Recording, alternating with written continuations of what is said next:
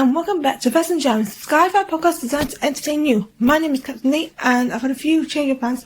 So, this episode is still the same topic. It's Bad Batch related, because it's the day the Bad Batch first made their appearance, but it's more towards their first appearance, since it's 6 years since the Bad Batch debuted, which will later lead to the 3-season long show.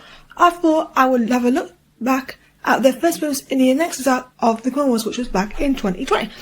In this series, we saw devastating consequences and learned how Captain Rex, Ahsoka Tano, and Mr. Maul survived, and the return of Bo-Katan Kryze. But before all that, 4 unique clones were brought in to assist Commander Cody and Captain Rex on discovering who was allowing the Techno Union to beat the clones with their own strategy. Before I start, D. Roddy Baker is an icon. He voices all the clones with different personalities and has always been one of the strongest voice actors out there. He's kept the emotional beats for his time as a voice actor, which are crucial when you take on a group of characters that are in the show for a long time, and he's a brilliant voice actor as well. Before I talk about boys, I want to talk about Rex and Anakin Skywalker, because their story arcs are super important in these episodes. Captain Rex is very popular in the Star Wars fandom, as he has one of the strongest story arcs, especially later on in this series, but here he suffers from survival skills, which I find super important with the clones, and of course later on when he survives Order 66. I love the fact he has this feeling that Echo, who perished on Lola when there was an explosion at Citadel, who has apparently survived, and his suspicions are correct when Rex recognises the algorithm in the control center when the voice is revealed to be Echo's. I love his story to find out if the voice is really Echo's, and he ends up being vindicated when he discovers Echo alive and hugs up to machine, now a cyborg, being expanded and used by the Techno Union.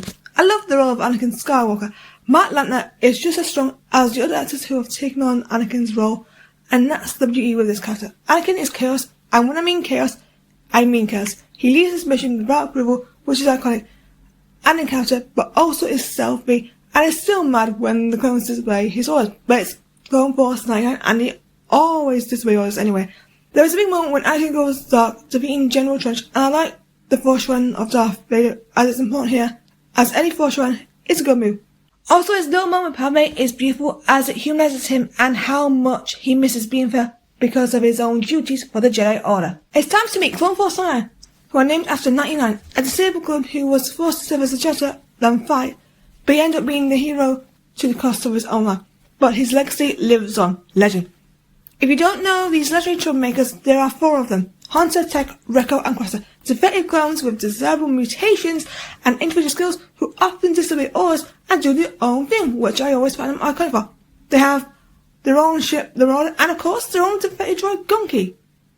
Hunter is their sergeant, and as Kix has said, puts up with the other 3. Recco, the strongman and demolitions expert. Tech is the tech specialist, and the one on the king, Crosser, is the reliable sniper who doesn't need words to make an impact. But when he does, it is absolutely iconic. All have different personalities, but Recco and Crosser are the ones that are likely to cause fights, as we see in their first appearances. I love how well the boys are used, especially with Hunter having to put up with the snarkiness of Crosser and how Hunter tracks things. Recco's pendulum for blowing stuff up, and he also has a fear of heights, which is important to show that the brute of the squad has a weakness, and it's heights. Tech hacks into the Techno Union to get access to find out about the algorithm and help with other stuff.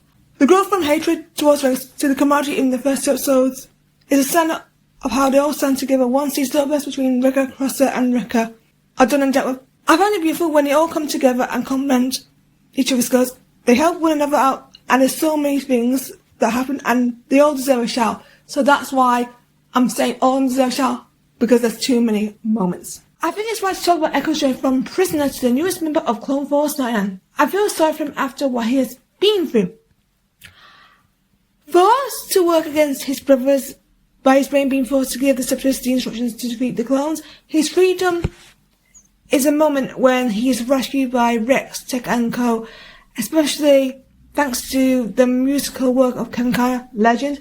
It moves me in a way, and I'm glad that Echo is eager to help his allies once he's free. That's what I love about him, as he's had this loyalty to the clones, especially in the Bad Batch. His ending is so important, as he's offered a new opportunity, and now, like the Bad Batch, because now he is defeated because of the explosion and the experiments, he decides to join them and he takes on a few roles in the crew. He becomes a very key player in their future adventures and his own. Captain Trench and Techno Unit are very strong villains, and they're iconic, especially when Wat Amber doesn't tell Mr. Trenchy, as they don't want to get in trouble, which leads to the team's defeat later on because of the wimping out, which I love. Trench is a tough villain. He's so dangerous. It works well, and his death, as I said earlier, is foreshadowing Anakin's future as Darth Vader, so he is an important character. I love the use of the Poltex, who are the natives of Sacco Minor, as they don't want to be involved in a war. Once both sides come to their own planet, they're so headstrong on being neutral and staying out of it.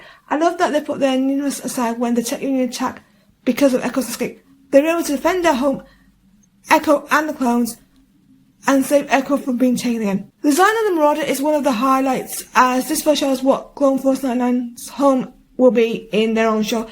The appearances from Padme Amidala, Obi-Wan Kenobi, and of course Mace Windu are iconic, and they help elevate this art for the characters who are not as heavily involved. I want to talk about the main message is we're all very different, and the fact that the Regs and the Bad Batch have to put their head to the side to help stop the Techno Union on Naxos, and also the Bad Batch mean a lot to the Nigerian community who have been open on how much this squad means to them, and I have a personal connection to the boys as I'm like them in a way, so that makes it extra special. I'm so happy Brent Friedman and Matt Mitchell were part of writing the adventure of the Strongman Squad alongside Dave Filoni, who co-wrote A Distant Echo with him. If this wasn't a success, we wouldn't have been introduced to Omega and Batch in the Bad Batch own show with Trevor, Corbett and Bravo at the helm.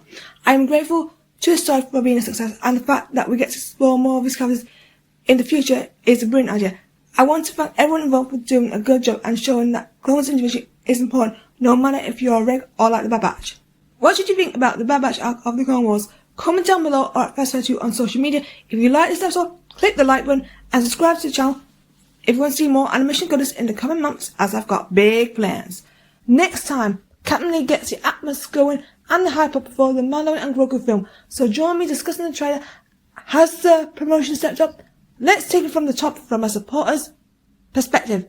Thank you for listening, and I'll see you next time. Goodbye everyone.